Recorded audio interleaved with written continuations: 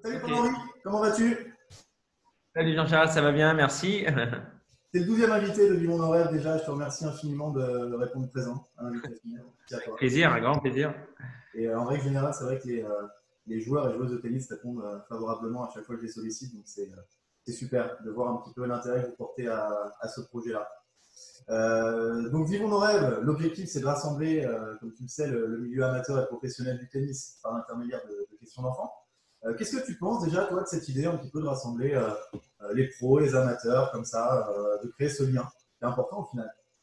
Je pense que c'est plus qu'important parce que de réunir le lien, les amateurs, aujourd'hui effectivement, enfin réunir les pros avec les amateurs.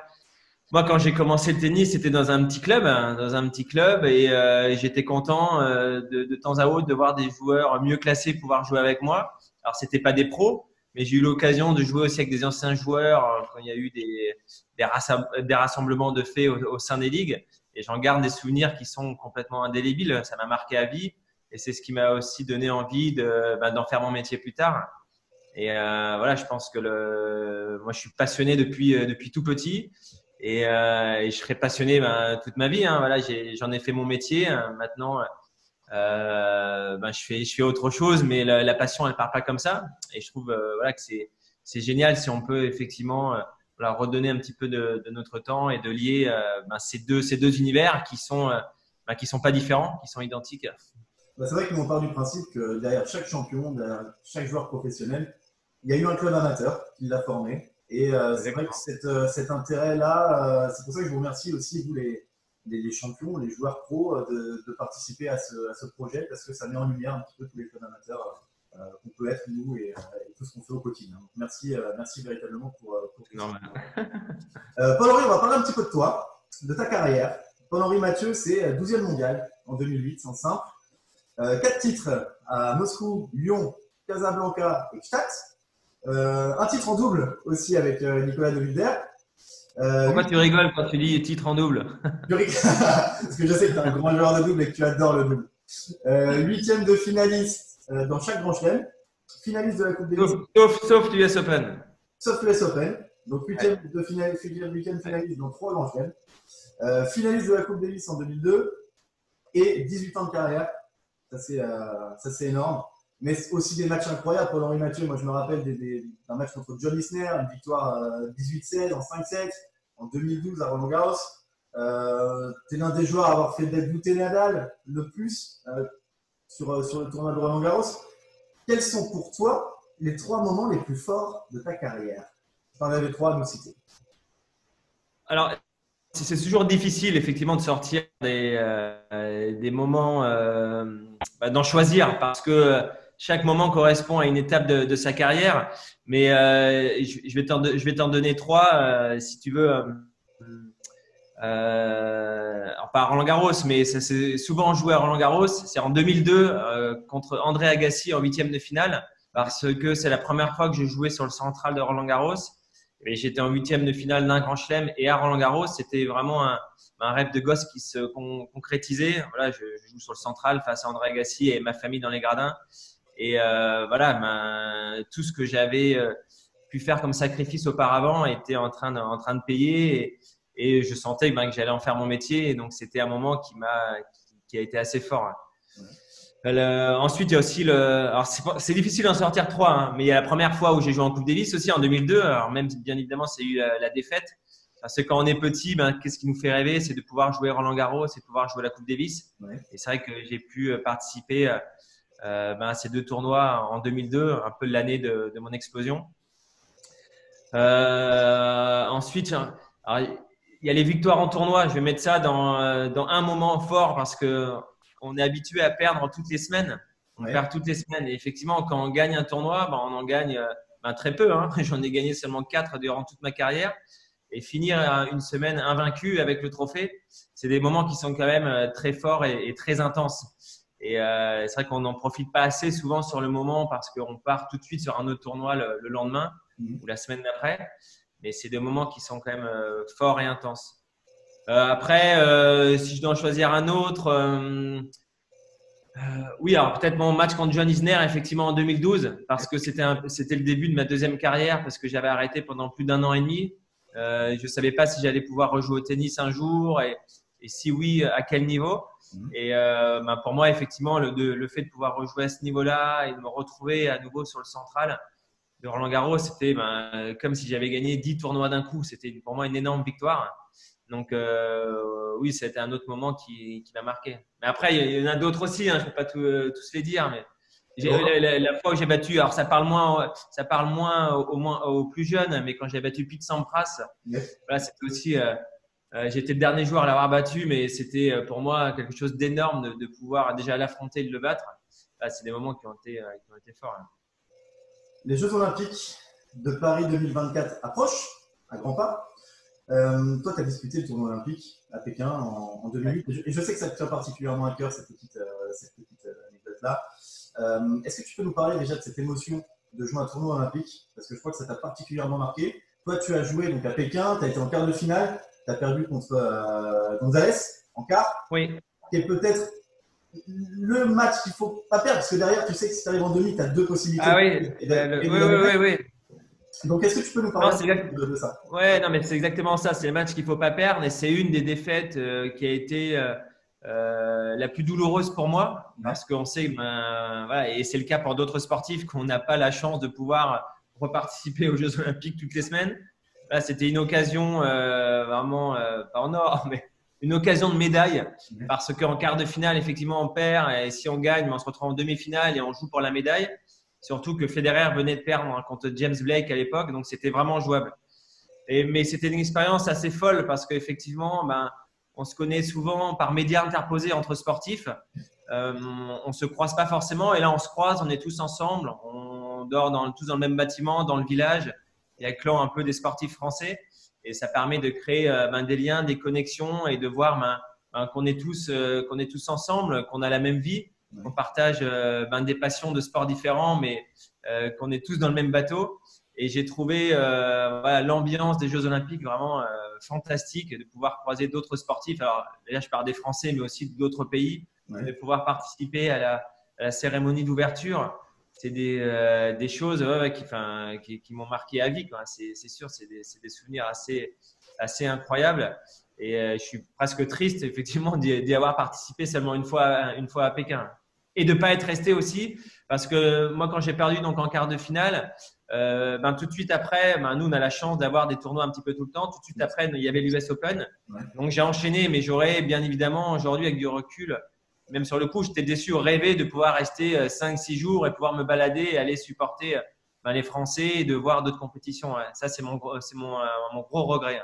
C'est vrai qu'on pose souvent cette question dans les rêves, mais est-ce que toi, en termes de titres, est-ce que tu aurais préféré peut-être remporter une médaille olympique ou un grand chelem? Alors, c'est pas la même chose, mais c'est vrai ouais, mais ça, c'est toujours la question de débat. Et non, mais c'est quelque chose, je pense que c'est pas préféré, c'est quelque chose qu'on peut pas comparer. C'est deux choses qui sont vraiment différentes.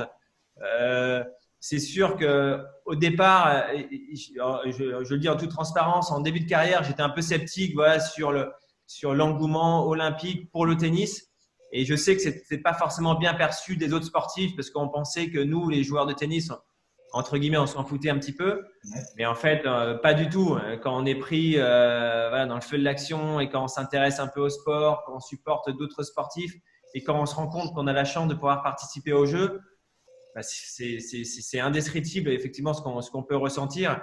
Et je pense qu'on ne peut pas comparer les deux. C'est un 5e grand chelem.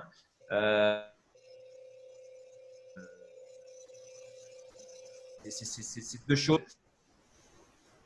Il y a cette rareté aussi qui apporte ce côté piment et encore plus difficile pour remporter une médaille parce que c'est tous les 4 ans. Ouais. Il y a cette fréquence effectivement qui fait que c'est différent. On a un nouveau vainqueur de Roland-Garros avec nous aujourd'hui. Tu vois de quoi je parle. Ouais. Vous avez gagné avec Ophélie Meunier, Star Set and Match en 2020.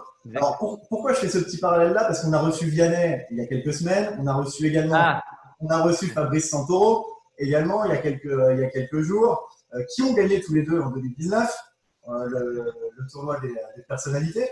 Est-ce que tu peux nous en parler un petit peu? Est-ce que tu peux nous parler un petit peu de votre victoire avec Ophélie et puis des associations que vous avez défendues tous les deux sur la rencontre? Alors, effectivement, non, on a succédé à Fabrice et Vianney. Voilà, non, c'est un tournoi qui nous tient à cœur. Effectivement, ça remplace un peu le trophée des personnalités qu'ils pouvaient avoir par le passé. Et là, ce qui est intéressant, c'est de pouvoir coacher effectivement une personnalité, de pouvoir lui donner des conseils au jour du tournoi. Euh, voilà, et on a un peu pris notre revanche parce que l'année dernière, moi, j'ai joué avec Marine l'orphelin, on avait perdu, il me semble, contre Vianney et Fabrice, Je crois, oui. mais qui était largement supérieur à nous. Mais là, Ophélie, vraiment, voilà, c'est vraiment donné dans les entraînements, c'est vraiment investi.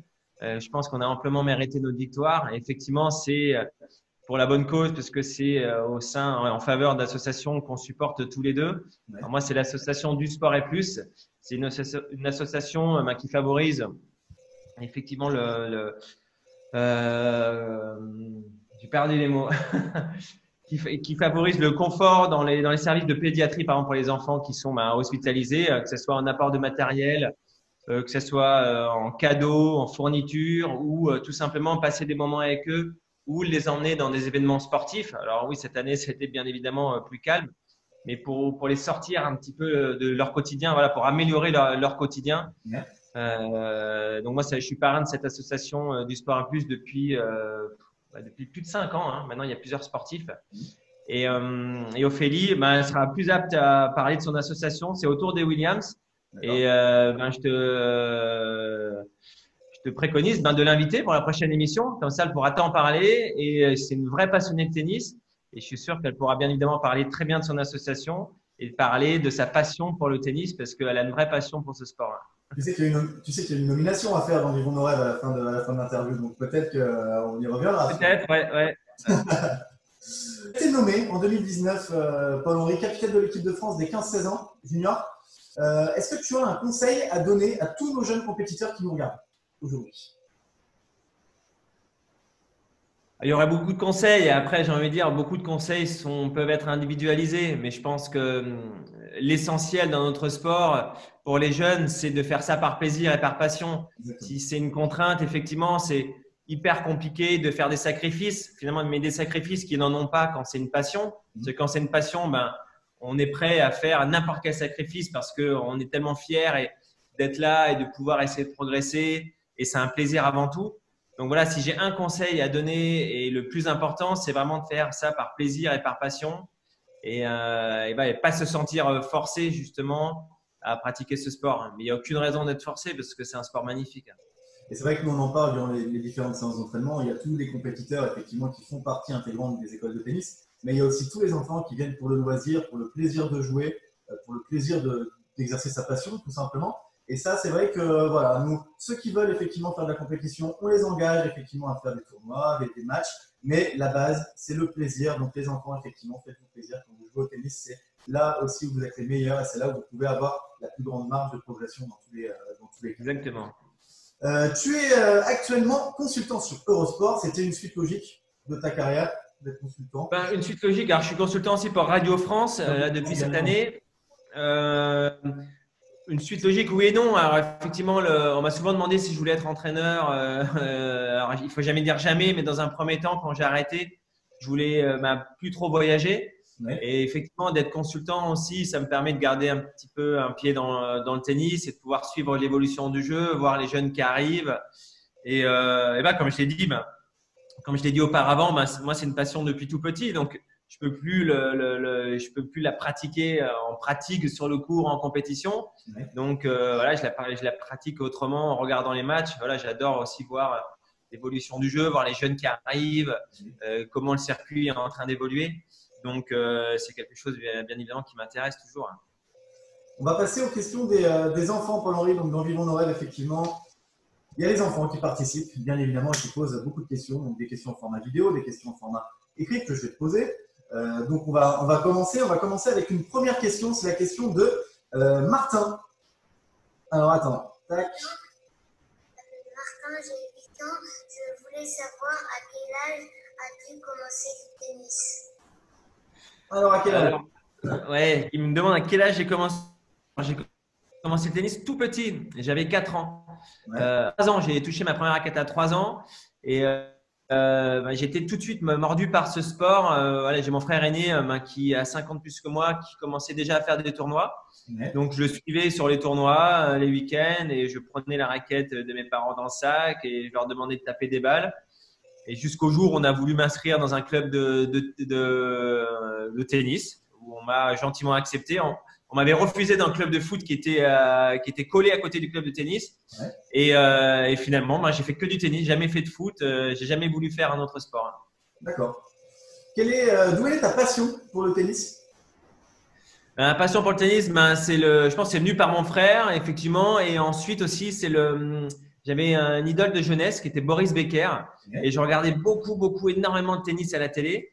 Et c'est vrai, j'avoue que c'est lui, alors même si je me suis pas du tout inspiré de son jeu, ça c'est certain, mais c'est lui qui m'a donné aussi envie d'en faire mon métier. Parce que je ratais très rarement ces matchs. J'adorais le regarder surtout à Wimbledon. J'ai en souvenir des matchs assez incroyables, malgré mon jeune âge. Mais ma passion aussi est née ici. D'accord. On va passer à la deuxième question d'une jeune demoiselle. C'est Maïli qui te pose une question. Vous n'aviez pas fait de tennis, quel sport auriez-vous aimé pratiquer? Alors, si j'avais pas fait, c'est une très bonne question. Comme je l'ai dit, en plus, j'ai fait que du tennis. Je sais pas vraiment, en toute honnêteté, je sais pas si j'aurais été doué pour un autre sport. Ouais. Mais quitte à choisir, qu'est-ce que j'aurais aimé faire Du golf. On a beaucoup de tennismen qui se mettent au golf. Ouais, golf. J'aurais bien aimé le golf, mais c'est vrai qu'il y a beaucoup de similitudes avec le tennis parce que c'est déjà un sport individuel. On se retrouve face et seul à soi-même constamment. Ouais. Donc, pour peut-être essayer de retrouver les mêmes sensations que j'ai pu retrouver dans le tennis, ouais, peut-être le golf. Ouais, Okay. c'est vrai. Avec quel joueur actuel aimerais-tu jouer en double et en double mixte? Bonne question. Avec les meilleurs. Hein. Donc, chez les hommes, je suis un peu chauvin, donc on va rester en France avec Nicolas Mahut, Ouais. avec qui je suis pote depuis tout petit. Chez les filles, je vais choisir aussi une française, Christina Mladenovic ou Caroline Garcia. Quitte à choisir, autant prendre des Françaises et les meilleurs, non? Ah oui, il faut mieux. Et surtout Christina, elle cartonne en double avec Timéa Babos. Là. Je crois qu'elle a été élue hier la meilleure paire de double. Voilà. Ouais. Je pense qu'il y a pire. Nicolas Mahut et Christina Mladenovic. Ouais. Caroline Garcia, il y a pire. J'ai dit Nicolas, mais ça pourrait être Pierre-Hugues aussi. Hein. Je suis aussi copain avec lui. Donc, pour pas qu'il y ait de jaloux, Pierre-Hugues, Nicolas, Christina, Caroline. Voilà. Ok. Voilà, ça fait des bonnes équipes de double quand même. Troisième question d'un enfant, c'est Clovis. Pourquoi portes-tu toujours une casquette durant tes matchs? Alors, si j'avais toujours une casquette, pourquoi j'avais toujours une casquette durant mes matchs? Pourquoi est-ce que tu portes toujours une casquette durant tes matchs? Alors, c'est vrai. Alors, c'est pas tout à fait vrai. En début de carrière et en étant jeune, j'ai toujours porté une casquette. Et en fait, par habitude, j'ai commencé sur le circuit professionnel avec une casquette. J'ai joué jusqu'à l'âge de au moins 24 ans, tout le temps avec une casquette. Ouais. Et ensuite, je l'ai enlevé petit à petit. Je me suis dit, ça fait un petit peu jeunot. Voilà, je voulais un peu m'affirmer et dire que j'étais un adulte. Donc, je l'ai enlevé et je la remettais seulement quand il faisait chaud, quand il y avait du soleil. Mais je l'avais plus constamment. Mais avant, c'était comme la raquette. Je pouvais pas jouer sans casquette, effectivement. Ouais, c'était plus un tic, c'était de la superstition. Un petit peu, ça faisait partie de ma routine. Et comme quand on met son poignet ou sa manière dont on met une grippe, moi, il me fallait que je joue avec la casquette. J'aimais pas avoir la casquette à l'endroit parce que la visière me gênait. Donc, c'est pour ça que je la mettais à l'envers. D'accord. Deuxième question, c'est Hugo. Quels sont les sportifs que tu admires le plus en dehors du tennis? Bonne question, la part de Hugo. Il y en a beaucoup, j'ai envie de dire. Effectivement, en dehors du tennis, tous les grands sportifs, que ce soit actuels ou passés, actuels, bien évidemment.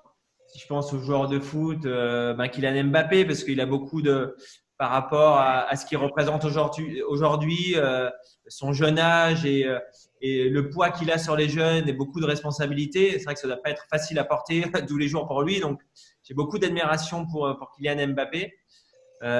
Sinon, je pense bien évidemment à des sportifs, Tony Parker qu'on a pu avoir en français, Martin Fourcade, Teddy Riner, voilà, qui ont excellé dans leur sport pendant de nombreuses années, qui ont des carrières très très longues. Voilà, je pense aussi parce que je l'ai côtoyé, je l'ai vu de vrai à Pékin. Si on repart des Jeux Olympiques à Usain Bolt, parce qu'il a emmené son sport dans une autre dimension. Et c'est vrai que quand on le voyait courir, c'était quelque chose d'insensé. Ouais. Et voilà, après, il y en a peut-être d'autres, mais c'est vrai qu'il y en a quelques-uns. Quels étaient tes meilleurs amis sur le circuit? Alors, mes meilleurs amis sur le circuit, comme je dis, c'est Nicolas Mahut. Pardon? Une question piège, parce qu'il ne faut pas en oublier du coup là.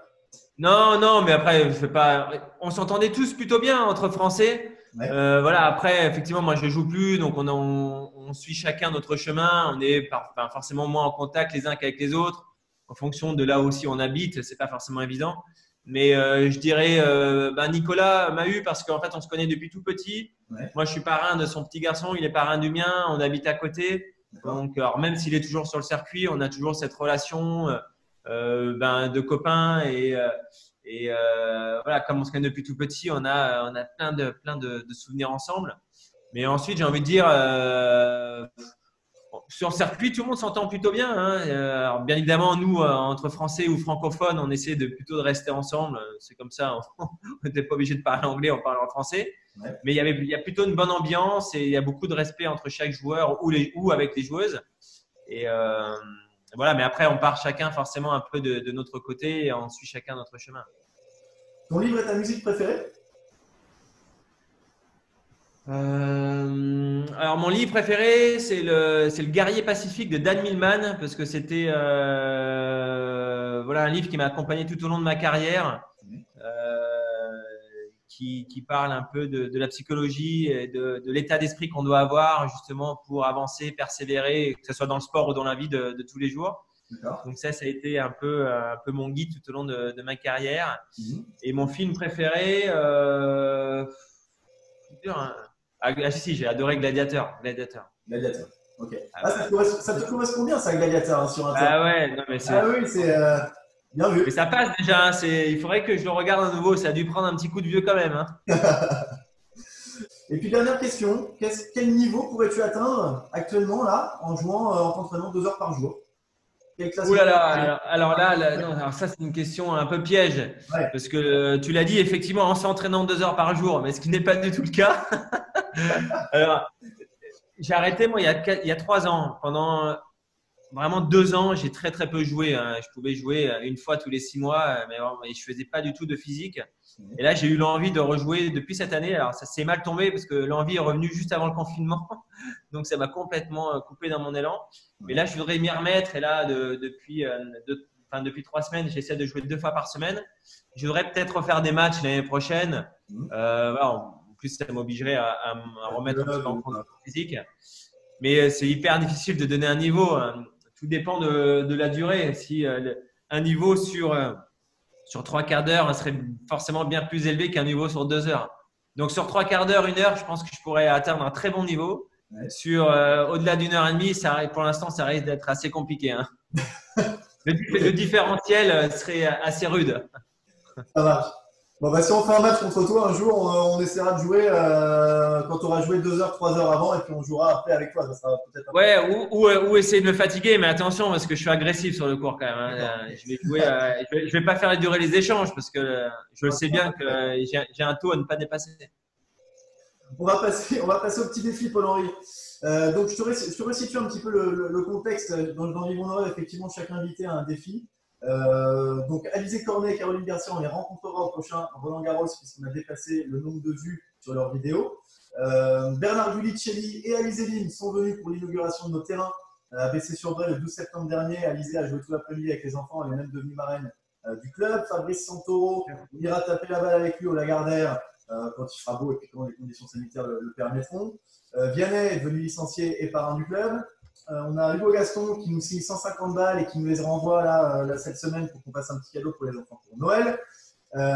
Paul-Henri, est-ce qu'à 20 000 vues de cette vidéo, tu nous dédicacerais un polo éventuellement que tu as utilisé en match ou voilà, avec un petit mot pour tous les bénévoles, les enfants du club et puis les membres de la Libre Tennis.